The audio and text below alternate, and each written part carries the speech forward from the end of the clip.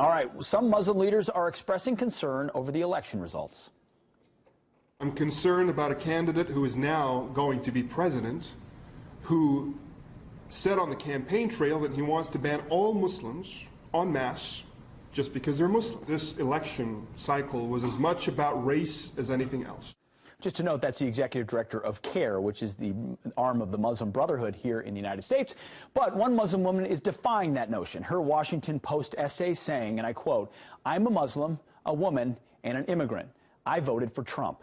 And that article has gone viral. Here with us this morning is co-founder of the Muslim Reform Movement and author of Standing Along, an American Women's Struggle for the Soul of Islam. Asra Nomani joins us now. Asra, thank you very much for joining us this morning. Oh, good morning. Good morning. So what do you make of the reaction of Muslim groups, and why yourself did you step out and say, I'm a liberal, I'm a Muslim, and I'm voting for Trump? Well, I'm also a mother, and I sat at Stripside yesterday with my son here in Milwaukee at a fencing tournament, and he had some fear, he had some tension, and I sat there and I told him, sit up straight, take a deep breath, and release your fears. And I found it so interesting that Oprah told this to the country, and she is being trashed. I just sent her my love because I do believe that we all have to stop and see the humanity in each other.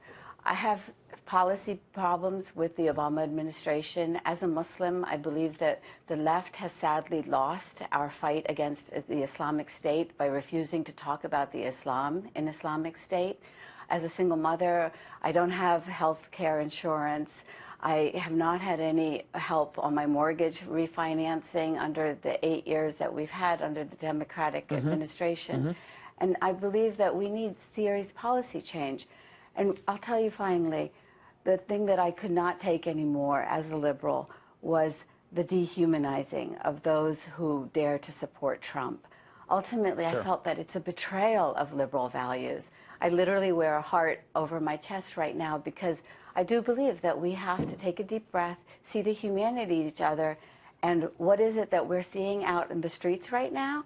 We're seeing an extension of the protest vote that is paid and funded by the same people who wanted Hillary Clinton elected. No, there's a lot of evidence of that. Exactly what.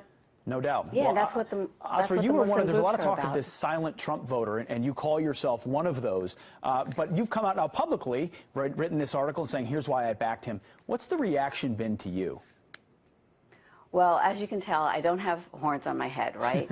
But nonetheless, I am now being chastised as a traitor to my own liberals, as an idiot, names that I can't even repeat on air. I've had my own fellow Muslims tell me that they hope Allah will send me to the gates of hell. But, you know, none of that matters to me because I'm getting more responses than in my 30 years in journalism from people who are saying thank you, because they too are fed up of the polarization.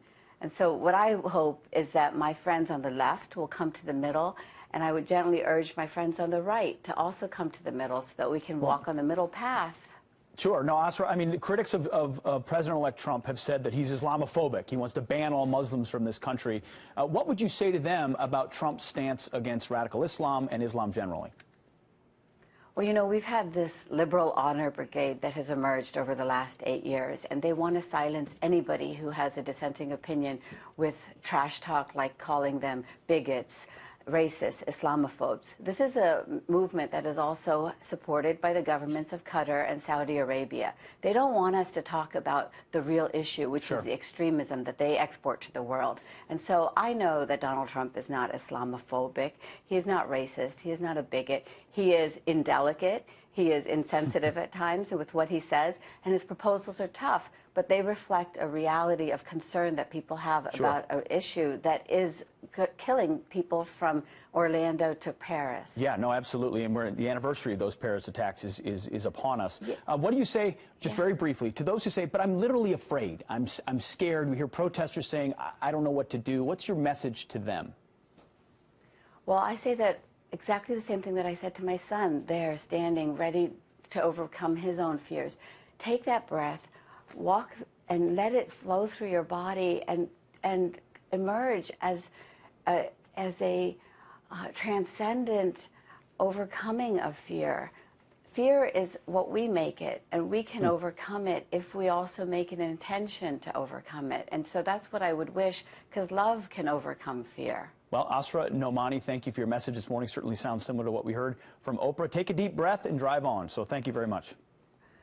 Little did you know that you'd be fans of Oprah, did you? But here we are today. Interesting bedfellows that politics makes, no doubt. Thank you. Yeah. Well, it's humanity. It's humanity. That's right. That's right. Have a great day. Appreciate it.